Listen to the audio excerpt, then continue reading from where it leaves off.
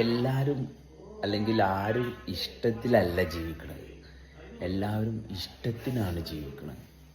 ഇഷ്ടത്തിലാണ് ജീവിക്കണതെങ്കിൽ ചെയ്യുന്ന എല്ലാ പ്രവൃത്തിയിലും ആ ഇഷ്ടം ഉണ്ടാവും. അപ്പോൾ അവിടെ ആരും തമ്മിൽ വിദ്വേഷമില്ല, ആരും തമ്മിൽ ഇന്ന ജാതിയാണോ മതമാണോ ഒന്നുമില്ലല്ല. എല്ലാവരും എല്ലായ്പ്പോഴും ഇഷ്ടത്തിലാണ്.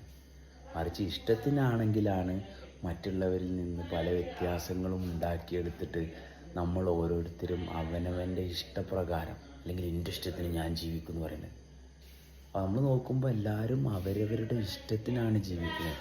അതുകൊണ്ട് തന്നെ നമ്മൾ നമ്മുടെ ഇഷ്ടത്തിൽ ജീവിക്കുമ്പം അവരുടെ ഇഷ്ടത്തിനനുസരിച്ച് അതായിട്ടില്ലെങ്കിൽ അവരവരുടെ ഇഷ്ടം എന്താണോ ആ ഇഷ്ടത്തിനനുസരിച്ച് അവരെ ജീവിക്കാൻ വിടുക.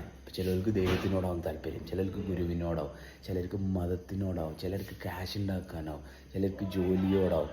അപ്പോൾ അങ്ങനെയുള്ള താല്പര്യങ്ങൾ അല്ലെങ്കിൽ അവരവരുടെ ഇഷ്ടത്തിന് ജീവിക്കുന്നവരെ നമ്മൾ ഇഷ്ടത്തിൽ ജീവിക്കുന്നവർ ഒരിക്കലും യാതൊരു തടസ്സവും ഉണ്ടാക്കേണ്ട ഒരു കാര്യമില്ല. അവരവരെ ഇഷ്ടത്തിന് വിട്ടുകൊടുക്കുക, എന്നിട്ട് നമ്മൾ നമ്മളെ ഇഷ്ടത്തിൽ ജീവിക്കുക.